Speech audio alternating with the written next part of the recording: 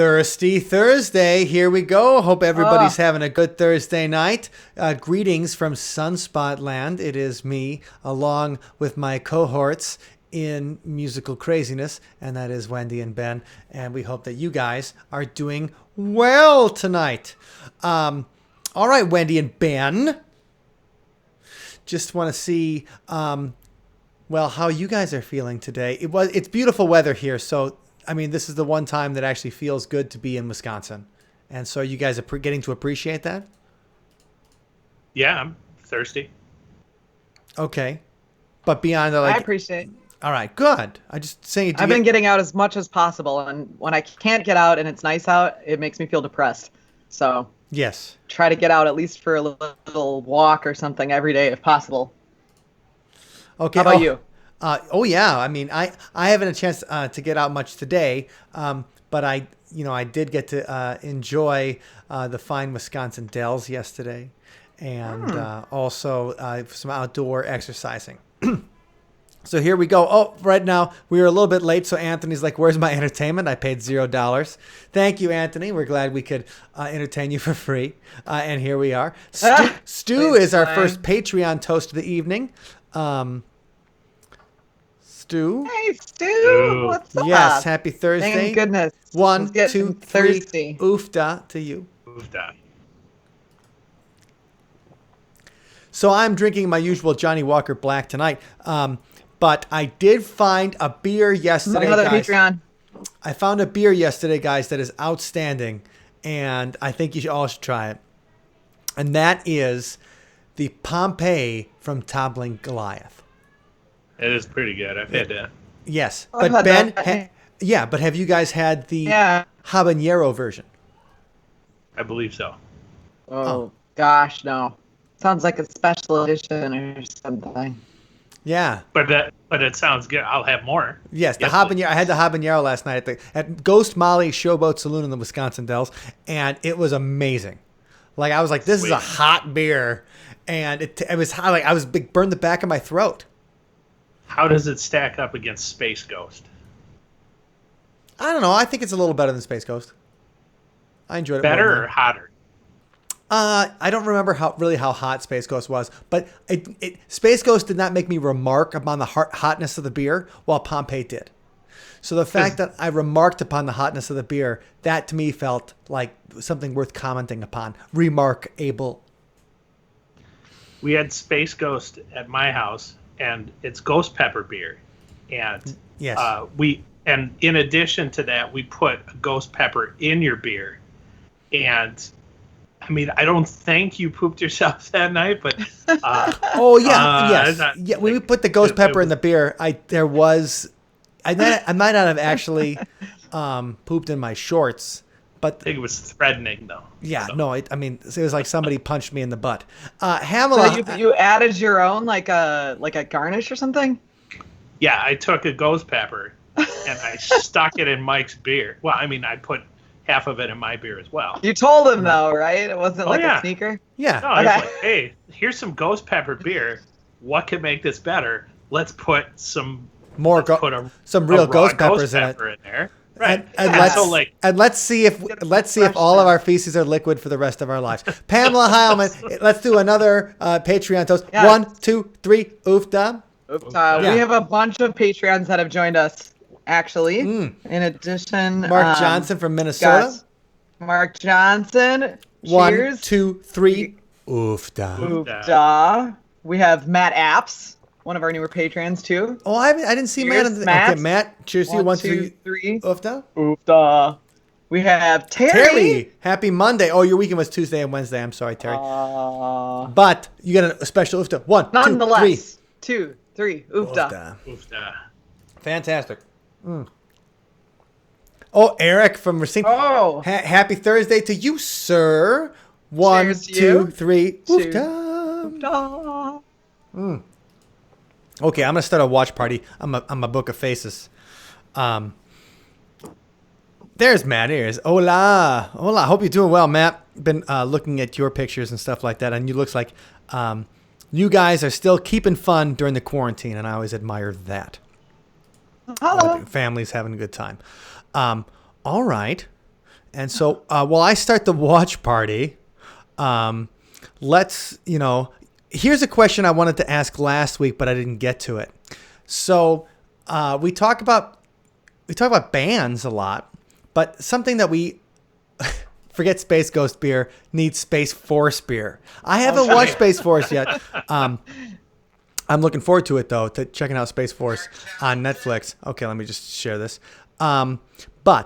So we talk about, music and bands we like, but we haven't talked about yet. There's something that we discuss in the podcast all the time, and that's soundtracks to movies. We're talking about Space Force, or movies and TV shows. So what are your favorite movie soundtracks? Like, because people have been putting up these 10 movie challenges and stuff like that. And there's one that I've been meaning to get to for the movie challenge. Just haven't had time to do all the kind of thinking, because I'm not just going to post up a picture or whatever. I'll have an explanation. But like Ben or Wendy, what are your favorite movie soundtracks or things that you found influential? Like you saw that movie and you're like, this song blew my mind, or this song brought me to tears. So what are your favorite movie soundtracks? We just haven't talked about it before, and I was like, I wanted to talk about this last week. I really like Pulp Fiction. Like, that one's still really fun to listen to. That is a solid soundtrack. That's a lot of great 70s songs, and like The Son of a Preacher Man, that's always the classic on the Pulp Fiction soundtrack. Miserlou, Dick Dale. I'm sure that some of the people who are watching tonight have seen Dick Dale live, because he came through he was in La Crosse like 3 times a year when I was living in La Crosse. Yeah, he played at the High Noon a bunch of times. Yes. I think I actually worked the door for a Dick Dale concert at the 324 in La Crosse. I was paid in free vodka cranberry. It was a wonderful time. How about Almost Famous? Oh, that's a good soundtrack too. That's a great 70s sound. That's a good hard rock, classic hard rock soundtrack. George is coming in with Raiders of the Lost Ark. Yes, John Williams. His stuff. Oh my God.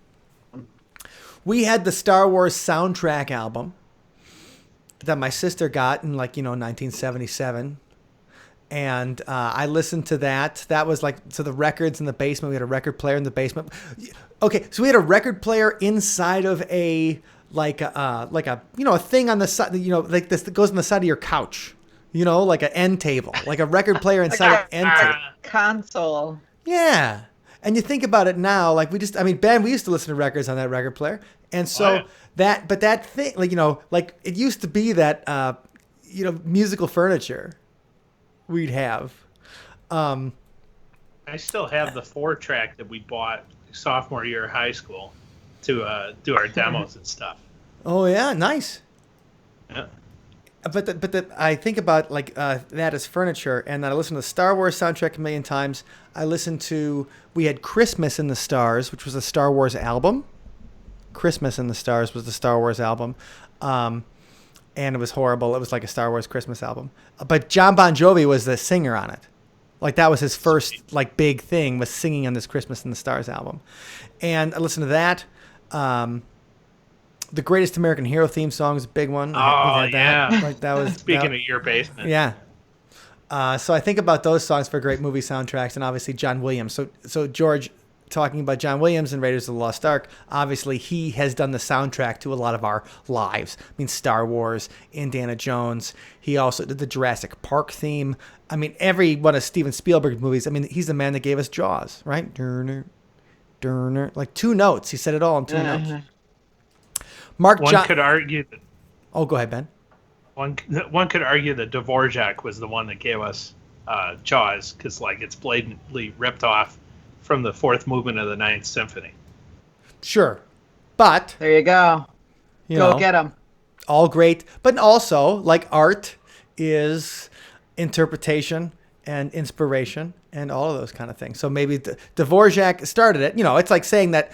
You listen to a death metal song, and then you listen it all came from Black Sabbath, and you listen to Iron Man, and then you listen to Obituary, and you're like, well, these things aren't really the same, but that's the interpretation of what they did. Mark, heavy metal. That was, heavy metal had, nice. That was a great movie. Plus that song, that Sammy Hagar song, call it heavy metal. Oh, yeah. And that was co-written by, I believe, Jim Peterick from Survivor, the man that gave us Eye of the Tiger. And Wendy and I met Jim a few times because he moved back to Chicago, and he would come up to Whammy meetings in Wisconsin. So he'd come up to Milwaukee and do that kind of stuff. Fast Times, the one, the one song I remember from Fast Times at Ridgemont High obviously is Life's the Same, Living in Stereo, because obviously Phoebe Cates takes off her top to that.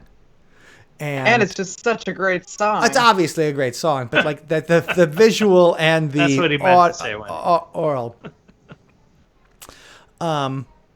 Once Upon a Time in the West has one of my favorite soundtracks. So that's probably okay. So Once Upon a Time in the West, that is what's his name? Jane Fonda's dad, Henry Fonda, doing a spaghetti western, and is that the same director as the Clint Eastwood trilogy for A Fistful of Dollars for a Few Dollars More? Yes, Sergio Leone. Okay, so he's the same guy that did Good, the Bad, and the Ugly. Obviously, Good, the Bad, the Ugly. Like all those great songs. So that's Ennio Morricone is the guy that did that soundtrack. And he did all those classic spaghetti westerns, all the Clint Eastwood stuff from the 1960s. He also did the soundtrack for the movie The Thing, John Carpenter's The Thing, as well as Quentin Tarantino got him to do, 50 years later after all those movies, Quentin Tarantino got him to do The Hateful Eight. So Ennio Morricone still does great stuff. Top Gun soundtrack, Eric. Kenny Loggins. Kenny Loggins. Yes. Greatest of all time, right? I went to the Danger Zone. So Danger Zone was a big one off that one. So was Take My Breath Away. Remember an entire summer? That's all the song you heard on the radio was Take My Breath Away? So good. It's a classic. Love it. Danger Zone is actually a really challenging pep band song. I'd like to point out there. Okay, well, Please tell us why. That's a good reason to remember that. Then. What made it? Just the key signature and the accidentals and stuff. Oh. Well, obviously it's a dangerous song. I went to the danger zone. If we're talking about. Oh, go ahead, Ben. So not like entire soundtracks, but a couple singles.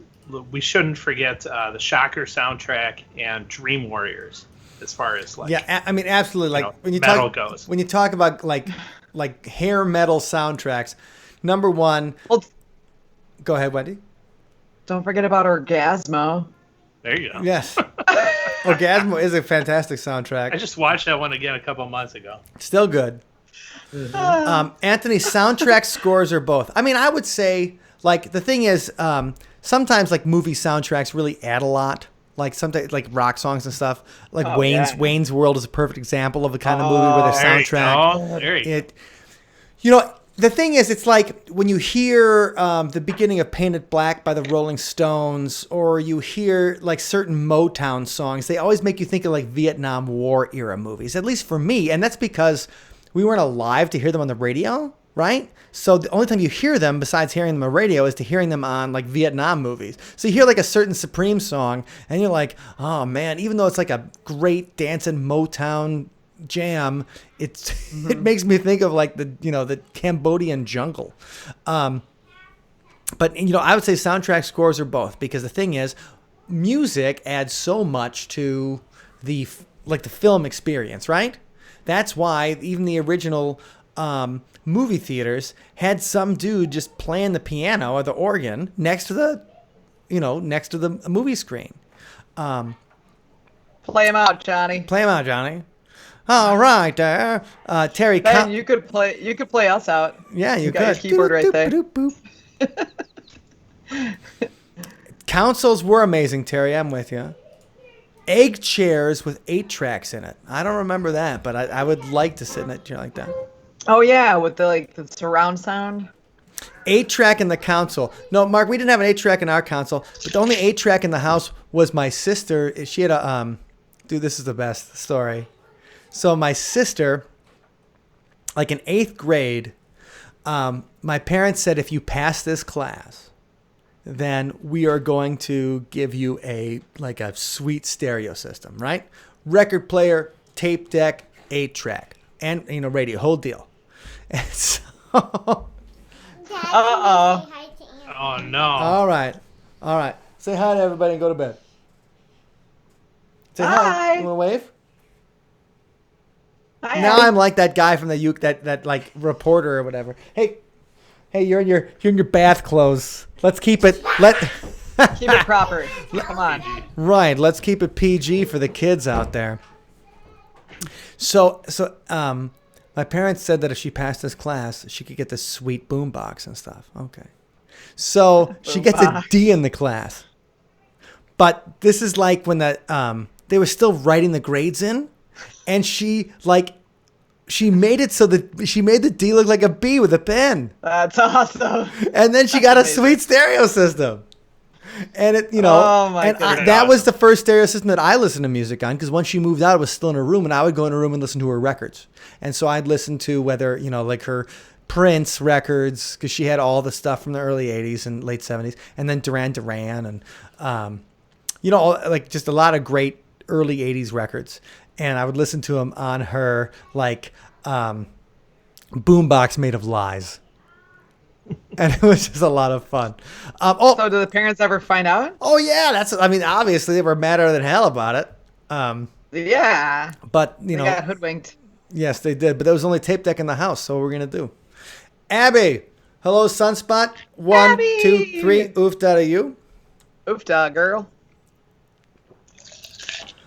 Jimmy says Dukes of Hazzard was the soundtrack. Well, it was. The soundtrack done by Waylon Jennings.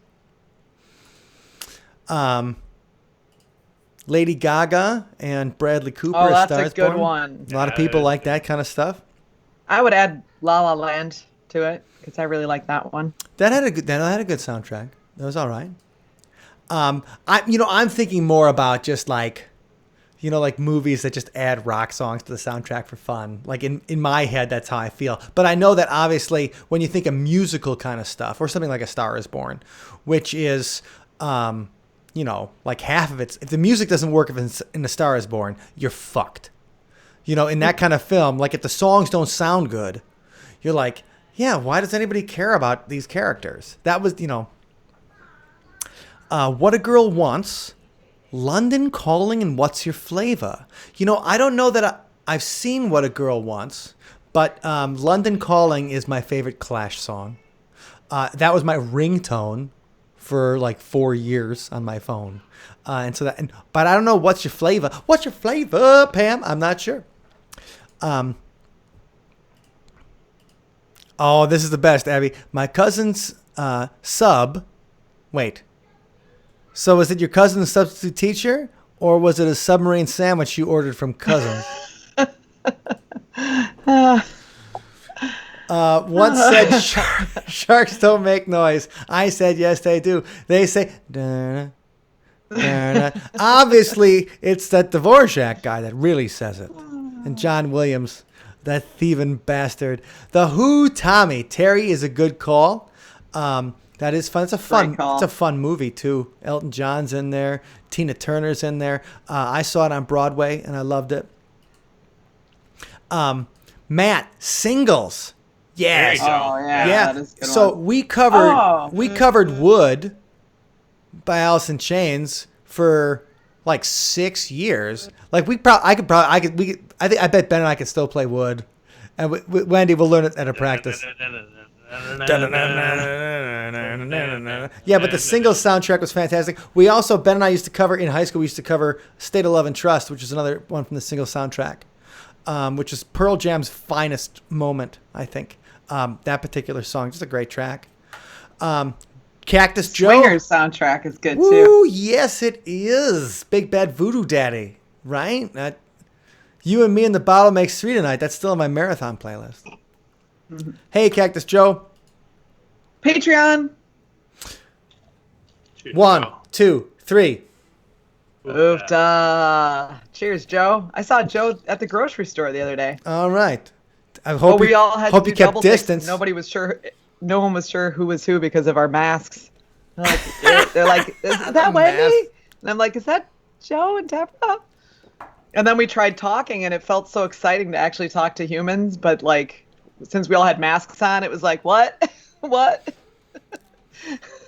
I had my first dentist appointment store. today. I had my first dentist appointment today. Oh. And I haven't been in a lot of situations where I had to wear a mask, but I'm like, well, I got a dentist. I should probably wear a mask, whatever. And then, like, I get there, and the dental hygienist is, like, hovering over me. And I'm like, how are you going to get... How are you going to get... Dad, look at my doctor PJs. Okay. And so, right, which is the perfect time to come in. Addie comes in with her doctor PJs, right, when I'm talking about the dental hygienist. But she's hovering over me, and I'm like, I'm going to have to take my mask off, right? You know, it just was one of those things, like, she's like, oh, yeah. And then she puts on, like, it looks like she's about to weld the thing they put on. And I'm like, so it just was a funny thing because, like, she's over me, and I'm like, oh, we should probably take the mask off so you can look at my mouth. But it was just a funny thing. But it was like a real dentist appointment. And I'm like, we can have those again. And that's just a nice thing. Waffle Stomp by Joe Walsh. That is a great song. George coming out with Tank Girl. You know, I don't remember the Tank Girl soundtrack. I remember hating that movie. I saw it on opening day when it came out in 1995. And I'm like, why did you guys waste Ice-T as a kangaroo? You have Ice-T playing a kangaroo. But now the director of Tank Girl, Rachel Talalay, she is a great Doctor Who director and has done a lot of cool work. And obviously Lori Petty, the girl that played Tank Girl, is one of my favorite characters in Orange is the New Black. Austin Powers soundtrack. Joe. There you go. Coming out. Good one. Solid. And I guess since Joe's bringing that up, I have to bring up the basically any Tenacious D movie. Yeah. Pick a Destiny. Obviously, the soundtrack is fantastic. Yeah. We should get to more soundtracks in a second, but we've been talking for a long time, and we forgot that we actually do music as well with our silly with our silly band. We play music, and so today, let's go with a song that we have not played live. I would say in 3 or 4 years. And so it's fun to bring that out. This is off our album Singularity that came out in 2009, which is just a couple years ago, oldsters. But this one was our March 2009 single on that album. And so it was fun to make a video for it this week and just to play it live. And so this is our stay-at-home version of Trashy Hot. Ba-doop. 1, 2, 1, 2, 3, go. The lipstick is too bright, the teeth are too white, and the mascara is a little runny. Her hair isn't perfect, but maybe that's incorrect, because at least she thinks I'm funny. Tonight, I am the eye of the beholder. Tonight, the one who's not got a cold shoulder. Tonight, and I'm not in the mood for your fashion attitude. This skank is dank and it's bar time. This whore I adore, is that a crime? You can carry the news with all the young dudes, but I'm going with her tonight. Made a pass at the hairy guy, even though he's cross-eyed. So that makes me a stallion. Got kind of a muffin top with too many jello shots, but this one's got me in her talent. Tonight, the only way to argue is looking through the goggles. Tonight, and I'm not hanging around unless I'm going down. This skank is stank and it's bar time. This whore I adore, is that a crime? You can carry the news with all the young dudes, but I'm going with her tonight. This tramp is damp and a go-getter. A go-get-that's wet is a little better than going home with a bunch of guys whose jerk rags have spoiled their eyes.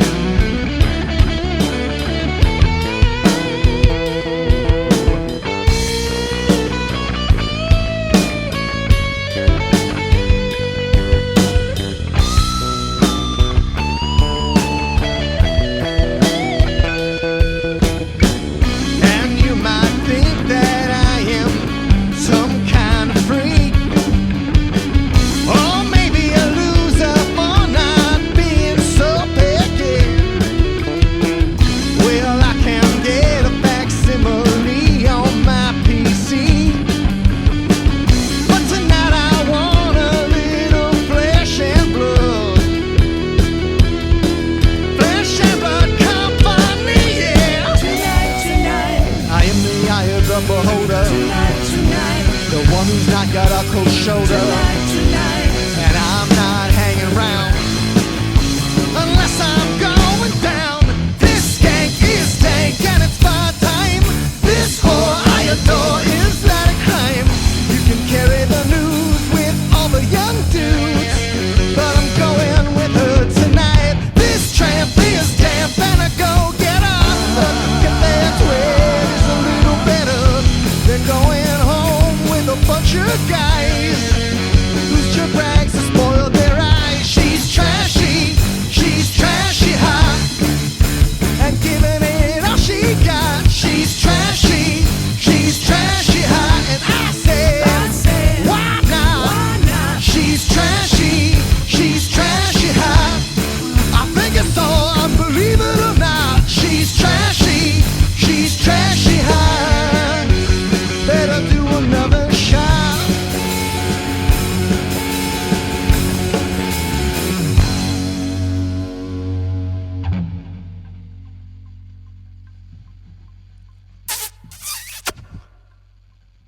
Okay, there was Trashy Hot from Little Singularity was the album. Okay, Oh, look, it's magic when the music plays. The drink just refills that itself. that is the magic. Look at Ben's too. Right. I like it.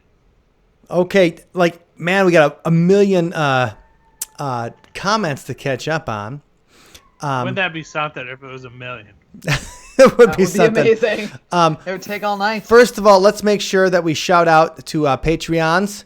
JJ, 1, 2, 3. Oofda. JJ. Oofda. Hope you're doing well, sir. And Stacy. Stacey, what's up, girl? Yes. Cheers. Hope you're doing all right in California. California knows They know how to party. All right, just a couple of different great. Okay, oh man, back to Wood from the single soundtrack. Yes, that is that is, Nice. Yeah. and Yeah. that is a That's class. got D on that one, isn't it? Yes. Well, all of Alice in Chains has dropped. Oh, okay. And there's Cactus Joe coming out with "What Makes a Man? Is It the Woman in His Arms?" Just because. Well, this is the song. This is the song from Orgasmo. Now You're a Man. Yeah, there you go. The classic. Man. Anto comes in with Spawn. Terrible movie, but great soundtrack. Oh, yeah. You know, Spawn's- I thought John Leguizamo had a couple of funny lines in there, but otherwise it was just pretty gaseous. Ooh, we got another Patreon. Lisa Oh, has just joined us. all right, Lisa Van Buskirk. 1, 2, Lisa! 3. Go Oof for it, da. Lisa. Cheers. Okay, Terry, that wasn't a vintage brewing backdrop. That was actually just some random bar in New York that you can find had a public domain picture of their backdrop because we just we did use vintage in another video. Oh yeah, Of course we it did might- use vintage. Go ahead. Of course, Ben. it might was have been right one on. of, I was just saying it might have been one of the many New York City bars that we've played at. Right. Who knows?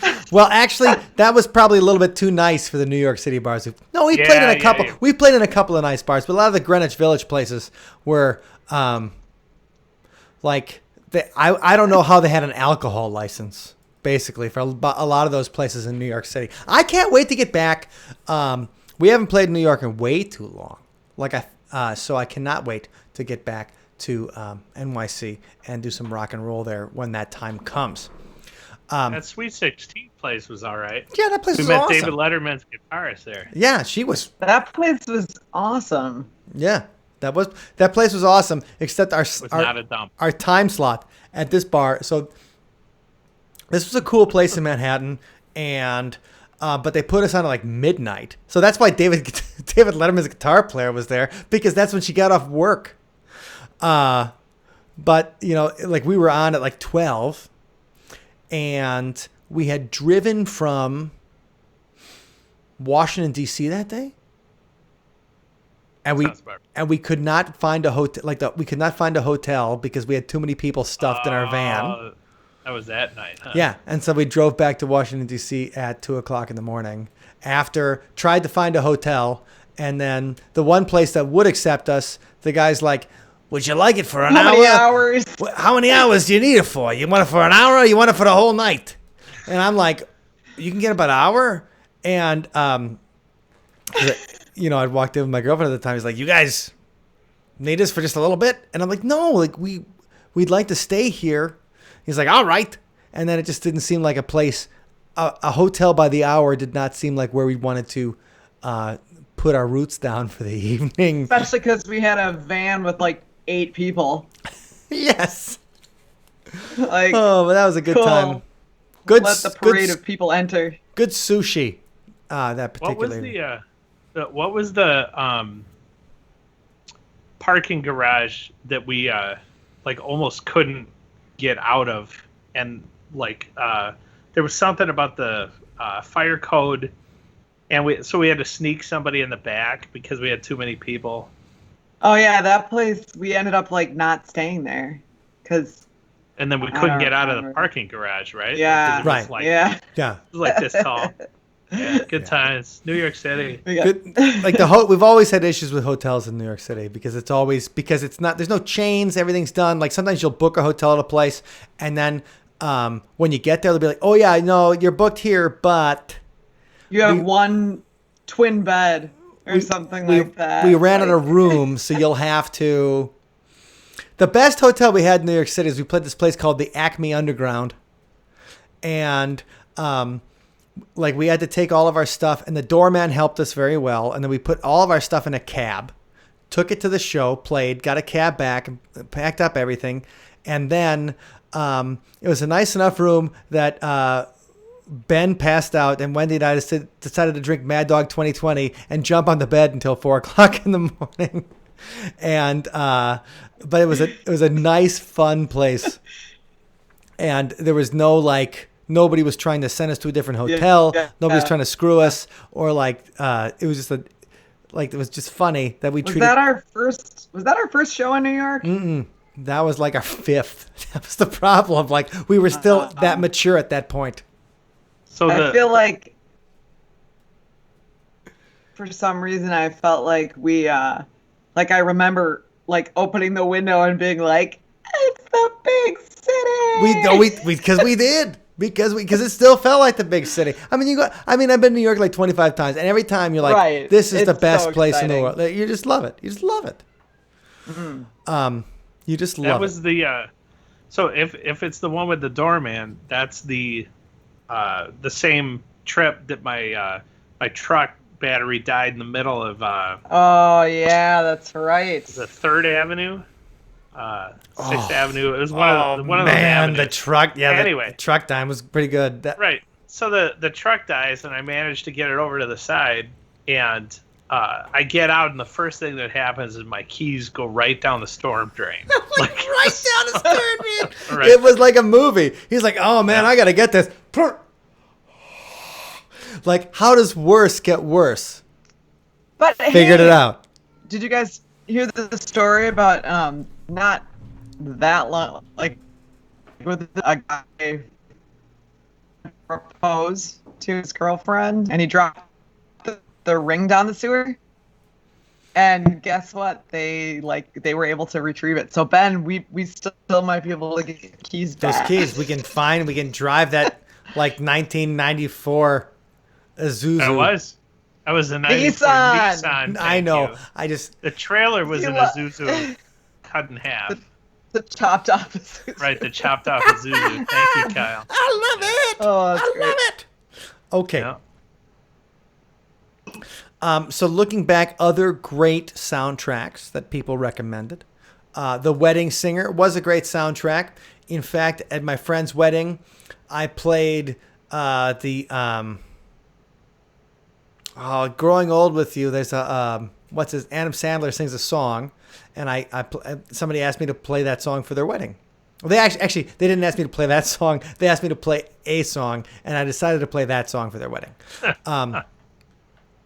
So that is a great soundtrack. Good one, JJ. School of Rock. Yeah. Such a good one. Yes. Yes. Dude, Teacher's Pet. Love that song's it. fucking awesome. That's the best song that AC/DC never wrote. Nice. Flight of the Conchords. What? Right. I mean, of course, Oh my gosh, yes. Jermaine. Uh, and would you guys ever? Okay, Andy, would you guys ever do a soundtrack? Yeah. Yeah, is there a paycheck? Like, we'll play. Totally. We'll play. Oh, I'd love to. No, I think it'd be really fun. We play shitholes for free beer. We do a soundtrack, of course. Actually, in high school, one of my friends wanted to make a movie, and he gave us the script, Ben and I the script, and he's like, here's the script. I want you guys to write a bunch of songs for the movie, okay?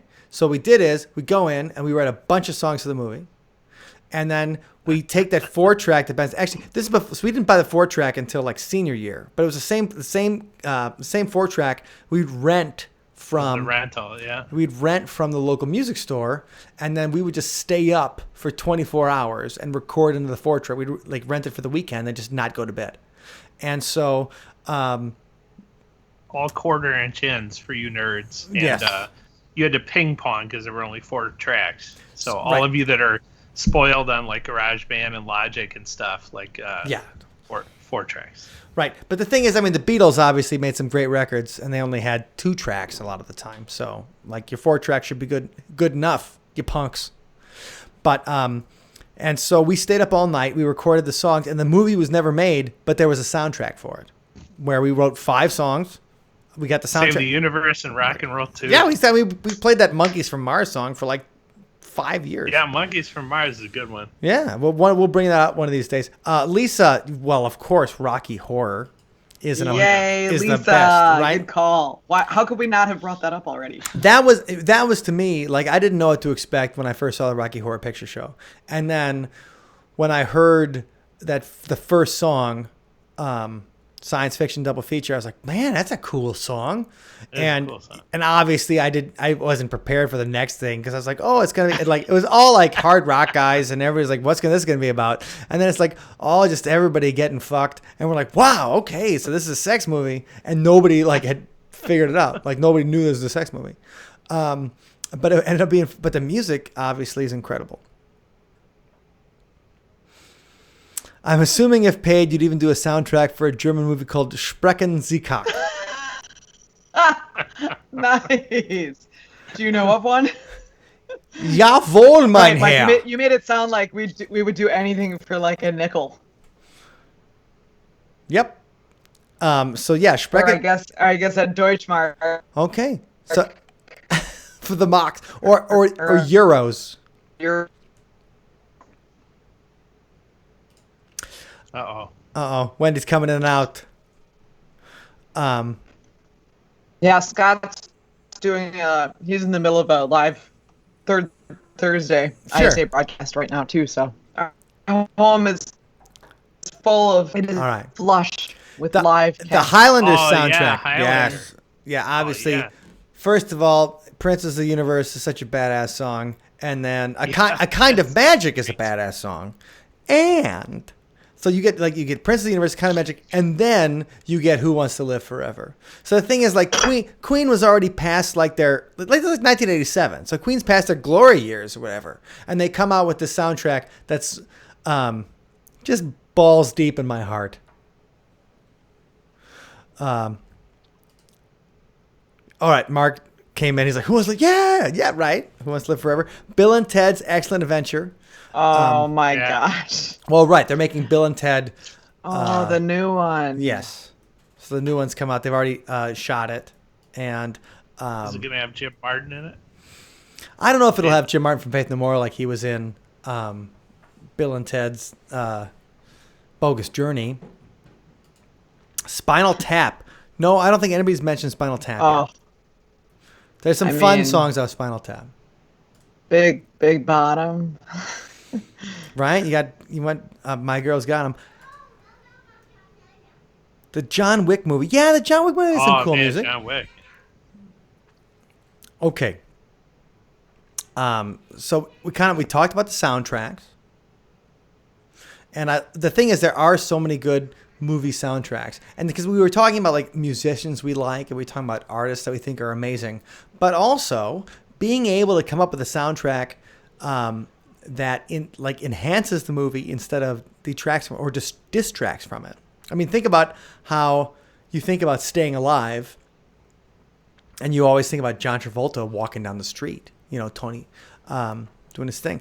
Guardians of the Galaxy is a good new one, except Mark, I hate Hooked on a Feeling. And I'll be the honest guy to be like, yeah, Hooked on a Feeling, hooked on my balls. I hate it. I know people love it. It's just, there's a certain sound of the early 70s that drives me nuts. It drives me nuts. It drives me nuts. But that is, Hooked on a Feeling is one of those tracks. But yes, there are other good songs. Stacy, we talked about Pulp Fiction right away because that soundtrack obviously is amazing. Great choice. And he's coming out. He's throwing down.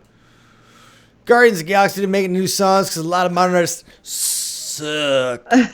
Well, when you think about songs made for comic book movies, there was that song from Spider-Man done with Chad Kroeger from Nickelback and the dude from Saliva. A hero can save us. Like, you guys remember that song, right? No. Oh, come on. Hero from the Spider-Man soundtrack. Look it up. But I remember the Seal song from the Batman soundtrack. Kissed by a Rose. Kissed by a rose on the grave. Ooh. Wasn't that Vindicated song, Dashboard Confessional? Now that was a good one. That was I like Nickelback. I'll tell you, I think they write fine songs, and I think the production quality is great. I like the part where the guy goes like, "I'll take a double burrito" or whatever. I think it's funny. So I don't hate Nickelback. I just hated that Hero song. But the Dashboard Confessional song from Spider-Man 2 was awesome. Yeah, Vindicated. Outstanding. Really good song. And no Hooga Chaka for you. Yeah, it just wasn't my thing. That's one of those things. That's one of those things like songs people love that I just hate. That is one that I'm just like, but I know that people like it. Thank you, Mark. Somebody remembers the hero can save us. Butt Rock 02. It was Butt Rock 02. Butt Rock, yeah, Matt. Nice. Thank you, Lisa. I hate the early 70s too. Just I don't know why. Like, if there's some good songs, but there's just a certain sound from there of the pop sound that I didn't enjoy. And Pam's coming in. Time with the guitar tone. Well, there were a lot of fine early 70s guitarists, but like Jimi Hendrix, pretty good guitar player, right? Keith Richards, pretty good guitar player, but it sounds like a laser beam pointed right at your butt. Is the guitar I believe the tone that they were going for was butt laser in the early 70s. Well, I mean, think about the guitar tone, like when they first used distortion really on a song in Revolution by the Beatles, right? Does it sound like a guitar or does it sound like a copy machine? It sounds like a copy. Copy machines, like old school copy machines, a good analogy for it. Yeah. Yeah, it just sounds like a copy machine. You're like sitting there, you say you want to, and it's cool. And obviously, Revolution's a great song we all love. But now, Purple Rain, Lisa, is my God, right soundtrack. Yeah. That's what because it's a musical. Because we get to watch. Get the prize for that. We get to watch Prince do those songs at the first half. Yeah. And obviously they're so good and so fun, and that album and everything like that is amazing. Just thinking about that whole album. Anyway, the whole album's worth it, so we should all stop in a little bit and just listen to Purple Rain and appreciate it. What was that Godzilla soundtrack that had the Wallflower song? I was thinking the same thing, Wendy. They covered Heroes. Yeah. But then there was also a hip hop artist that did sample the Led Zeppelin. Yeah. What was that one? Puff Daddy sampled Kashmir. Okay, I liked that one. So Puff Daddy sampled Kashmir, and actually, the weekend before that movie opened, when Godzilla opened, David Duchovny that was the only time he hosted Saturday Night Live. So David Duchovny hosted Saturday Night Live. and Puff Daddy and Jimmy Page were the musical guest. Okay. And so, what was the Go ahead. oh, I was just waiting for you to finish. So, I was gonna ask, what was that? Also, there was one amazing song the Smashing Pumpkins did for the Batman can't remember soundtrack. what soundtrack. Was that it? It was Batman and Robin. They did "The End is the Beginning is the End," Oh yeah. and that song it was so good. that song's fucking awesome. Like that was just like a drum machine, because that's after Jimmy Chamberlain. Yeah. Like killed the guy. Oh, he didn't kill a guy, but like they were all doing heroin. One dude OD'd, and so they had to kick Jimmy Chamberlain out of the band. And so for their next album or whatever, like most of the songs were drum machines. And the first thing released was "The End is the Beginning is the End," which is awesome, from the Batman soundtrack. From Batman, very industrial. It was the best part of that entire film. Yeah. Even though So Arnold is Mr. Freeze or whatever. Cool party. Nice to see you. And then another one was was it Matchbox 20 that did the I believe the world is coming to an end. I didn't know that was I didn't know that's for a movie. Wasn't it? I thought it was a soundtrack. Let's see how far we've come. Yeah. I thought that was when Matchbox 20 came back. First of all, that's the best song Matchbox 20 ever did. Oh, yeah. Like, that song's awesome. Easily. I'm like, they should have broken it. Like, that was worth them breaking up to get that song. Eric says "Butt Laser," new title for an upcoming single. New title for an upcoming album, Eric. What about Sabbath? Well, no, Sabbath is different in the early 70s, Anto, because they didn't like throw like stupid horns on it or whatever. Like, Sabbath like knew what they were going for, and so it's different. So I'm with you. Like, first of all, Jimmy Page always had a great guitar tone. Like, there still was good music, but there was also "Hooked on a Feeling." So that's what I hear in my head. There was also "I Think I Love You, but What Am I So Afraid Of?" and "Oh My God, I Want to Jump Out My Window, Oh Yeah." And so there's all that stuff. Vic, did someone already say Reservoir Dogs? Oh man. Yes. Now the thing is, Quentin Tarantino, like, he doesn't even need new songs made. Like, he'll go in and he'll just find great songs for his film. Really good ones. And obviously that brought back good at that. "Stuck in the Middle with You," because we always, now every time I hear that song, I cut someone's ear off. So don't drive with me if that song comes on the radio. I think Deadpool is pretty good too. I would listen to that. Eric's gonna give it to you song a lot. Eric's gonna give it to you. Right, that's a good one. He's got a great voice. Oh yeah. But going back, Wendy, to your Smashing Pumpkins, that was a very good pick. Number one, I'm with you 1,000% on that one. I hadn't thought of that song in a long time, and it was so good. Number so two good. is so that, speaking of comics, so when they made the Watchmen film, the trailer for that actually featured a different alternative version of that song called, instead of "The End is the Beginning is the End," it was called "The Beginning is the End is the Beginning," which was a slower version of that. And so they used that in the trailer, and it made the Watchmen movie, which I thought was a pretty fine movie as far as comic book movies go or whatever. Like, some people didn't like it, but whatever. I thought it was pretty fucking good. But they made that trailer. You're like, this looks like the coolest movie I've ever seen. You know, you see that trailer, and it was using the alternate version of that song from the Batman and Robin soundtrack, which was the best part of the entire movie. That's really cool. And you know, I'm just gonna mention the fact that Smashing Pumpkins was at one point my very, very favoriteest band, and I love Jimmy Chamberlain. But I really kind of enjoyed their industrial phase they went through with the drum machines. I also loved when they had Kenny Arnoff touring with them to play some of those drum machine parts live. Yeah. But yeah, I that was a cool example of a band kind of like, you know, trying out some different things, and like it worked. I don't know. I wasn't, as much as I love Jimmy Chamberlain, and obviously nothing. I mean, drum machines have no soul. Let's be honest. Yeah, of course they have soul. Like, I liked the industrial stuff they did. There were a couple albums that I was like, oh, this is pretty sweet. Oh, and also, as long as we're going there. Time out. All right, when it's called time out. Into the EDM land, can we talk about Daft Punk? Oh yeah, And the Tron soundtrack. Tron soundtrack's good. Oh, Tron yeah. soundtrack's good. Yeah, I like that. Um, And I love Daft Punk. If we're going to talk about Smashing Pumpkins, we should probably tell the story about the first time that we recorded at Smart Studios.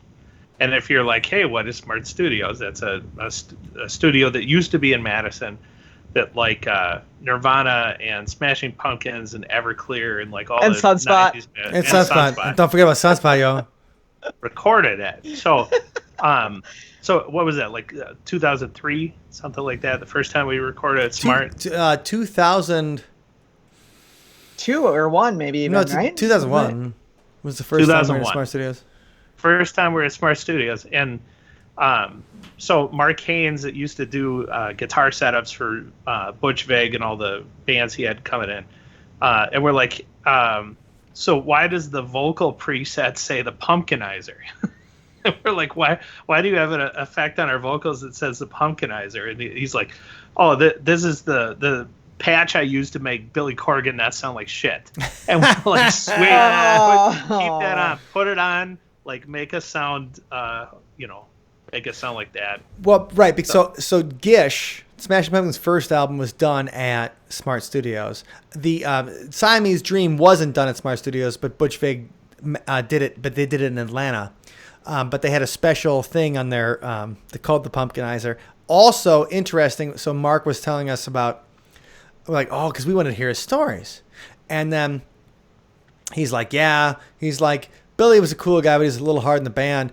But then he goes, Jimmy Chamberlain was the best drummer I've ever seen. He said that Jimmy Chamberlain would just do so what you're hearing on the album is most of the time like his first or second take. Like not like edited the shit out of and stuff like that. So Jimmy Chamberlain's good enough. I mean, that's probably why I could be addicted to heroin, because he's like, sweet, I'm done. And then he just parties the rest of the night, right? Because he's like, I'm done. Like, I'm good. So he was so good. Like what you hear on those Smashing Pumpkins albums is the first or second take. And he's like, that's the best. Like, that guy just nailed it every time. And so just like all of us too. yeah, that's me.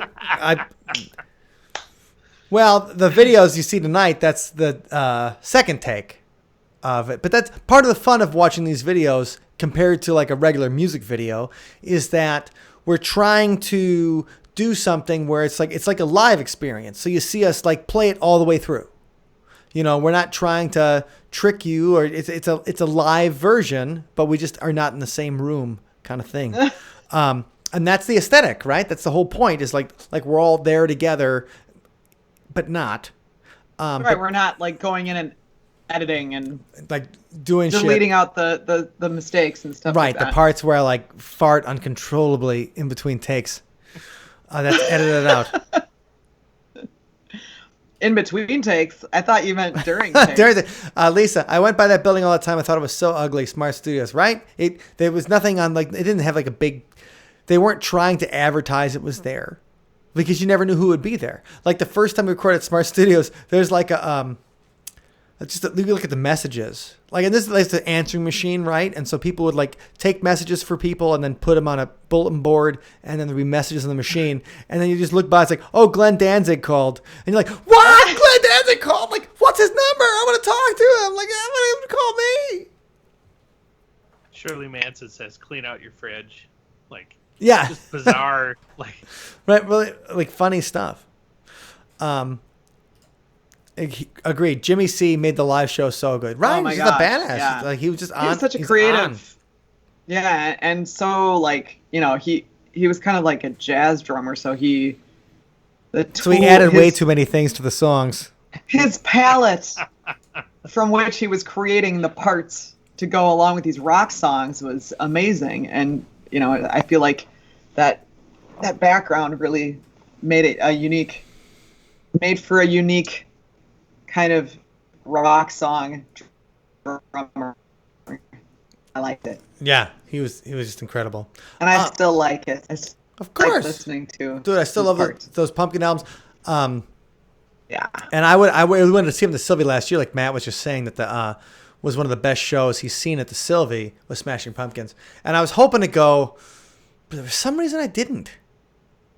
can't remember why, but Well, what the hell, dude? yeah, because otherwise the only time I've seen Smashing Pumpkins was the last date in the Siamese Dream tour. They played Milwaukee at the Eagles Ballroom on the last date of that tour, and they did 4 encores. So it was a band called Red Cross opening up. And the only other time I ever heard of Red Cross is they're on the Bordello of Blood soundtrack, which was the second film in the Tales from the Crypt movie series, starring Dennis Miller, Corey Feldman, Erica Eleniak, who you'll remember is the girl that jumped out of the she jumped out of the cake in Under Siege. Anybody who came of age in the late 80s or early 90s remembers her. And Angela Everhart was the other. But anyways, pretty good film. I like Dennis Miller. I think it's funny. So, but Red Cross was on the soundtrack. But Red Cross was the opener. But they also had this band called the Frogs, who was a Milwaukee band. And like one guy would dress like a dragon, the other guy would dress like an angel, and their songs were always about. And nobody dressed like a frog. Nobody dressed like a frog, and they'd sing about crazy shit and like crazy, like try to be offensive stuff. But they had some catchy songs. My sister actually used to work with the drummer from the Frogs. Oh, awesome! But there were 2 brothers, like the Flemian brothers or whatever, were like the main guys in the Frogs, and then like one of them drowned. Anyway, I saw the Frogs a bunch of times, but the only time I saw the Frogs were when they would open up for big bands. So when Pearl Jam played Summerfest, it was Bad Religion and Pearl Jam. And first of all, Bad Religion live was fucking awesome. Like they just killed it. Pearl Jam was good. I mean, love that band. Was fine. They did a great job. Like, but then they brought the Frogs up, and they also brought Lightning and Thunder, which was like this Milwaukee Neil Diamond, Dolly Parton tribute band as well. But they brought these bands up to play in the between songs and stuff like that. And so I saw the Frogs there, and then I saw the Frogs play a bunch of songs before the Smashing Pumpkins. And then you saw the Frogs eat a bunch of flies. They did. They ate a bunch of flies, and then we boiled them, and they didn't even realize it. You slowly increase the temperature. You didn't throw them in. Right. And then we ate their legs. And they were tasty legs. And you ate them the first thing in the morning. You ate them. But the thing is, the Flies had that one decent song, and the rest of the album sucked. Wait, the Flies. Whoa, with the Flies. Okay, what was that song? The Fly song, guys. Right. Oh yeah. It was like something like it was a falsetto kind of song. Yeah, what was that? All right, the Flies song. Got you where I want you. Got you where I want you. Oh, I love that. That's a great song. And the rest of that, I bought that album. That was one of the like 99 cents on like what was the CD service? Columbia House? Yeah, or something like it. You know. I used to know the girl whose dad. I used to know the girl whose dad ran. I used to know the girl whose dad ran Columbia House. BMG. I blame him. I blame him. That one. I signed up for that freshman year of college. Right. It's like, oh my God, I can get like 15 CDs for free. Right. This is amazing. So I either got it there or at the like the Den in U Square. You know, it was one of the two. Anyway, it was like $1. So, and I'm glad I only paid $1 because that song was great and the rest of the album was bullshit. Sure. So bad.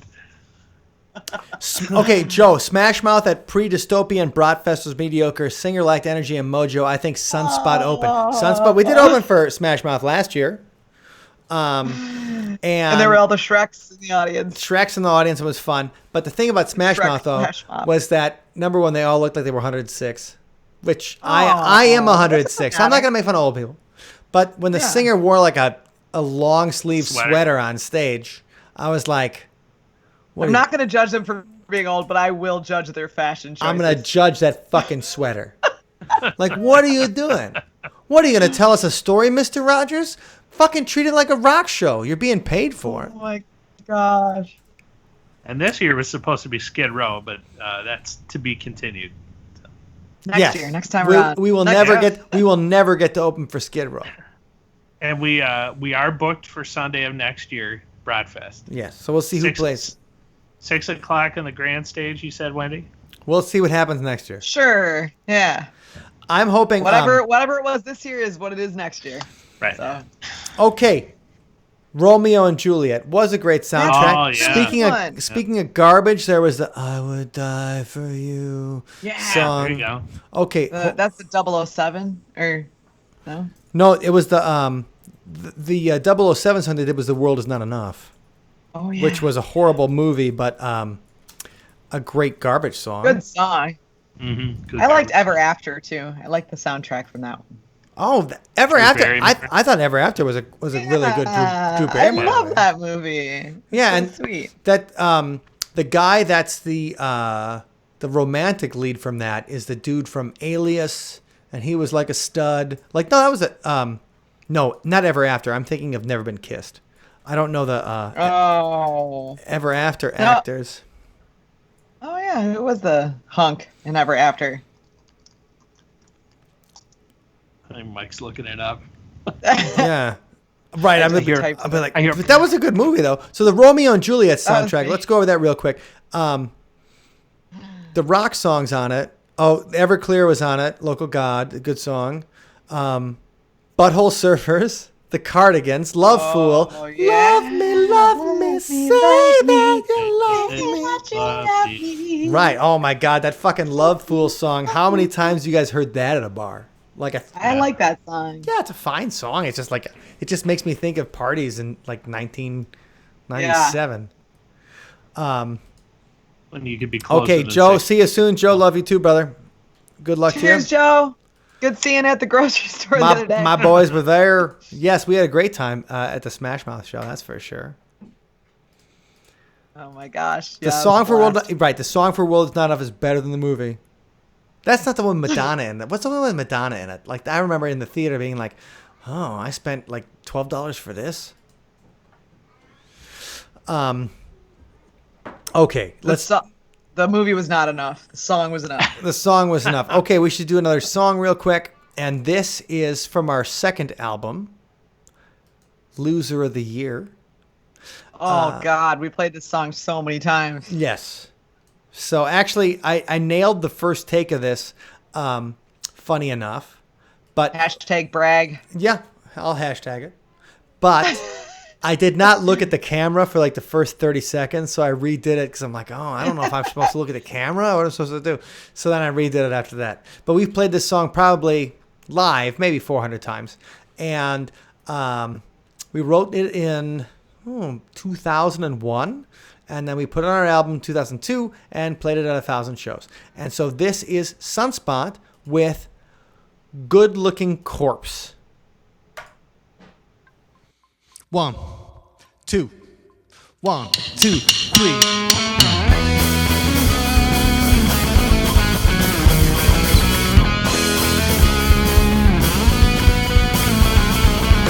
And I'm so bold that I could die, but at least I leave a good-looking corpse of a postmodern poster child. They say he didn't feel a thing, but it didn't mean a thing. We're all looking for a reason. We love to kill ourselves like Mimi Plath or Hemingway. Hey, hey, hey, put on my best black turtleneck. I smoke a dozen cigarettes and raise my eyebrows all day. Give me drugs, give me sex, give me booze. Help me forget that there's nothing new under the sun. Make me deaf, make me dumb, anyways make me numb. Because there's nothing new under the sun. Under the sun.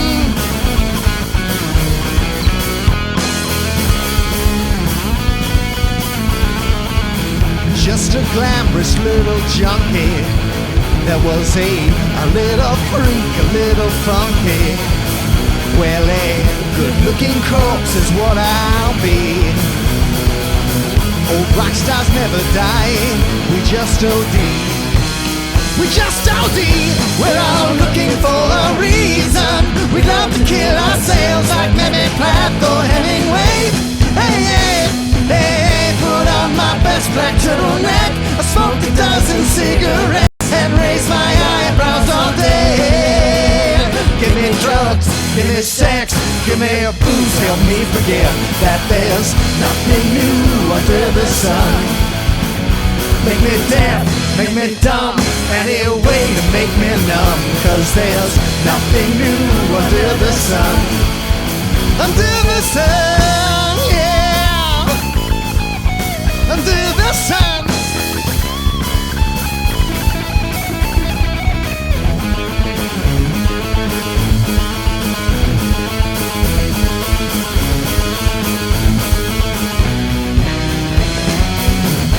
We're all looking for a reason. We love to kill ourselves like Mary Platt or Hemingway. Hey, hey, hey, put on my best black turtleneck. I smoke a dozen cigarettes and raise my eyebrows all day. Give me drugs, give me sex, give me booze, help me forget that there's nothing new under the sun. Make me deaf, make me dumb, any way to make me numb. Because there's nothing new under the sun. Under the sun, yeah. Under the sun. Under the sun. Under the sun. Under the sun.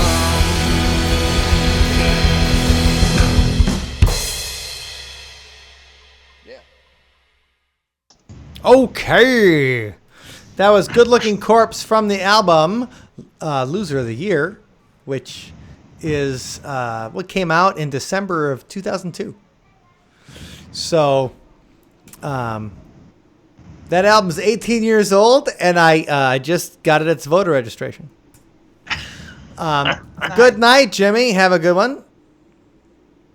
Thanks Mike, for joining us. get your bass head off Wendy's drums. Can't help it. That's just where it fits. That is where it fits. George gives it all of the rock fists. So many rock fists. Is that a right or left hand? It looks like a right hand. Oh. The right hand.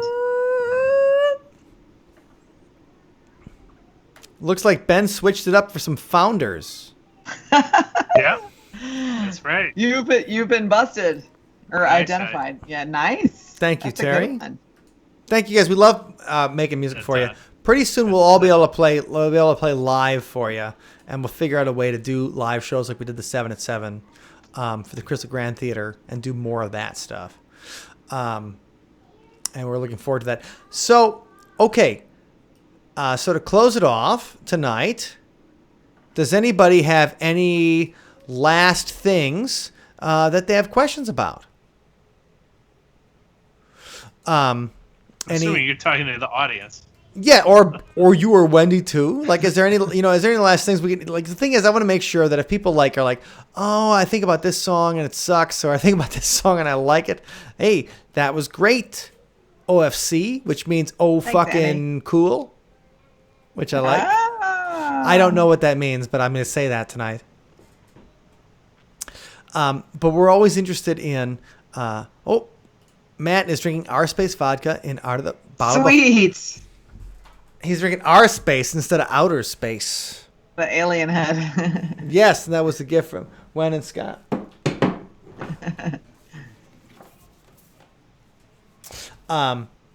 Anyway, I tried the camera a little higher tonight to see if I can do it a different way. Stacy, thank you for hanging. Aw. I'm curious, Matt, is the bottle is the our space vodka bottle anything interesting like an alien head? I think it might. I think he tried some too. It's pretty good vodka. Like, it'll do the trick. So if you guys do not have our latest single, please visit sunspotuniverse.com.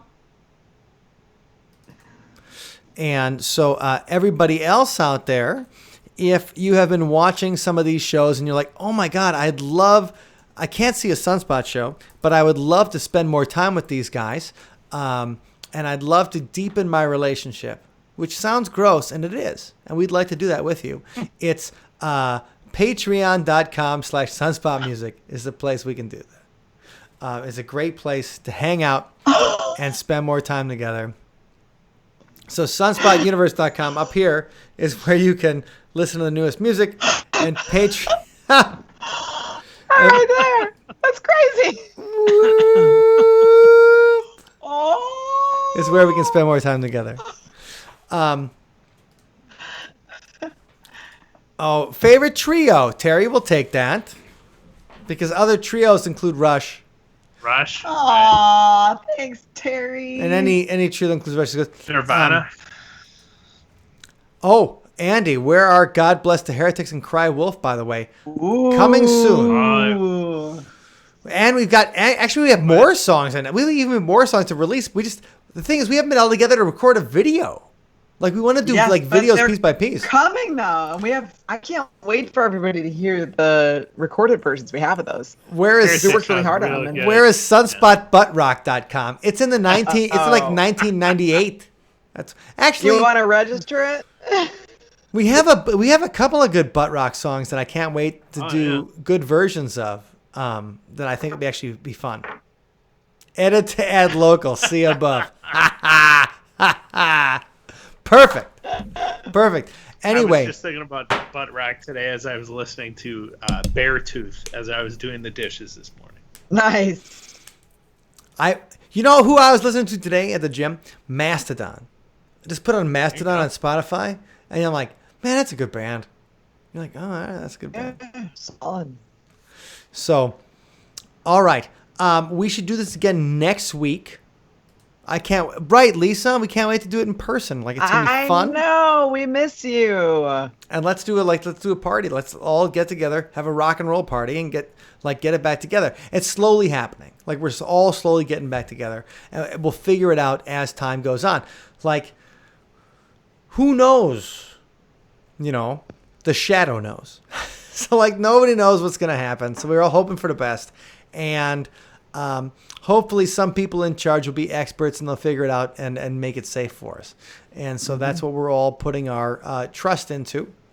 Oh, Lisa went by the rehearsal space today. Aww.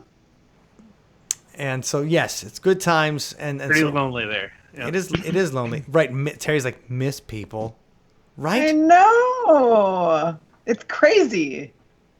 Matt. Like when I saw Joe and Deborah at the store, at the grocery store, I was so excited. I'm so excited. I'm like friends I can talk to. Matt, drunk buying domain names. Domain names, Matt. Right? Because you never know when buttrock.com is going to go back into fashion and you can get that could be an expensive habit. For my ghost tours, I get questions all the time. Like, I'd say every 3 days with something like, we have a ghost tour website you might like a domain name. And I'm like, oh, that looks interesting. And then like, what do you think about $3,000? And I'm like, that sounds like an SEO strategy. You know, like, why would I waste $3,000 to get you that? A bad habit from the early 2000s. Most of my bad habits, Matt, come from the early 2000s. So true. And late 90s. Yeah. So anyway, we hope that everybody is doing well, enjoying the weather if you're in the Midwest. If you're not in the Midwest, I think most of the people here are from the Midwest. So just enjoy the weather and have fun. We don't know how long it's going to last. Right? If round 2 happens, then we'll be right here to do the same kind of stupid shit. But we'll be doing some more paranormal stuff coming next week. And we'll be doing another Thirsty Thursday next Thursday to hang out with you guys. So if you like what you hear and you're not already a Patreon, make sure you check out this. Patreon.com/sunspotmusic is where you can get the best of us. And also, you'll find the best of yourself. Just saying. Everybody else, have a great night and a great week. And we will rock for you some more soon. Thank you so much for joining us. We love every one of you for just spending it's like, hey, it's a Thursday. I'm going to spend an hour with Sunspot. Thank you so much. We love hanging out and partying. So you guys stay out of trouble. Nobody get arrested or do anything stupid in the next week so we can party again in just 7 days. Bye.